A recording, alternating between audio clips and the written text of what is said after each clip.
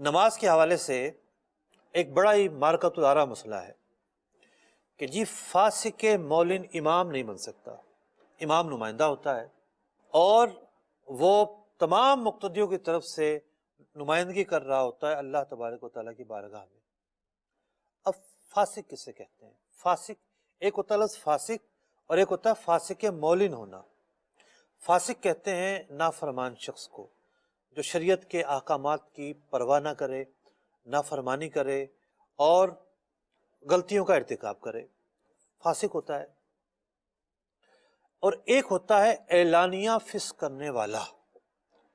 بھئی غلطی تو بہت سارے انسان کرتے ہیں، ہر ایک جو ہے وہ خطا کا پتلا ہے اور ہم عام انسان ہیں، بہت ساری غلطیاں کر دیتے ہیں، لیکن ایک وہ ہوتا ہے انسان کہ جو اپنی غلطیوں پر شرمشار ہوتا ہے، نادم ہوتا ہے، توبہ بھی کرتا رہتا ہے۔ بہرحال ایسا شخص جو ہے اس کے دل کے اندر خوف خدا کا غلبہ رہتا ہے یا خوف خدا کا احساس بہرحال رہتا ہے۔ دوسرا شخص وہ ہوتا ہے جو غلطیاں بھی اعلانیہ کرتا ہے، اللہ تبارک و تعالیٰ کی نافرمانیاں اعلانیہ کرتا ہے۔ مثال کے طور پر ایک آدمی جو ہے وہ ایک لڑکی کے گلے میں ہاتھ ڈالے اور روڈ پہ گھومنا شروع کر دے، نہ اس کی بیوی ہو، نہ بہن ہو، نہ ماں ہو، اجنبی عورت ہو۔ تو اس نے کیا کیا؟ ایک بھونڈی حرکت کی، ایک حرام کام کیا۔ عورت، اجنبی عورت کے جسم کو مس کرنا حرام کام ہے، اور کسی بند کمرے میں نہیں بلکہ سر عام کیا۔ لوگ لعن طعن کریں گے، برا بھلا بولیں گے، گھروں سے آوازیں آنا شروع ہو جائیں گی، اس کو محلے سے نکالو، تو پوری جو ہے نا وہ بستی کو خراب کر رہا ہے۔ یہ وہ کام تھا جو ہمیں نظر آ رہا ہے کہ یہ برا کام ہے۔ بہت سارے کام ایسے ہوتے ہیں جو شریعت کے پابندیوں کی خلاف ورزی پر مشتمل ہوتے ہیں، لیکن اس کو اتنی اہمیت نہیں دی جا رہی ہوتی ہے۔ مثال کے طور پر داڑھی رکھنا واجب ہے، اب ایک شخص داڑھی مڈاتا ہے، اب اس کا جو فعل ہے جب وہ مارکیٹ میں آئے گا، گھر سے باہر نکلے گا، سبھی دیکھیں گے کہ اسی حلیے کے اندر جناب گھوم پھر رہا ہوتا ہے۔ تو نہ صرف اس نے نافرمانی کی بلکہ اعلانیہ نافرمانی کی۔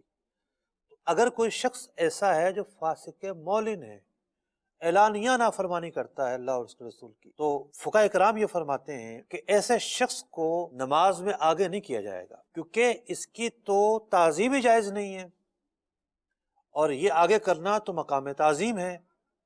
اور فلسفہ یہ ہے کہ یہ جو شخص ہے یہ شریعت کے امور کے اندر لاپرواہی کا مرتکب ہے، بے باکی کا مرتکب ہے، اس پر کیسے اعتماد کریں؟ اس نے وضو صحیح کیا ہوگا یا نہیں کیا ہوگا، کوئی ناپاکی لگی رہ گئی ہے جسم پر اور اس نے اس کا خیال رکھا ہوگا یا نہیں رکھا ہوگا۔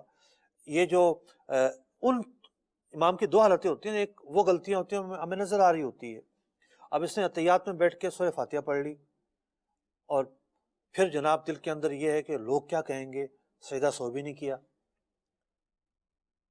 تو جو شریعت کے معاملات میں لاپرواہی برتنے والا ہوتا ہے اس سے یہ چیزیں بعید نہیں ہوتی، اس لیے یہ حکم ہوا کہ فاسق مولن جو ہے وہ امین نہیں ہے۔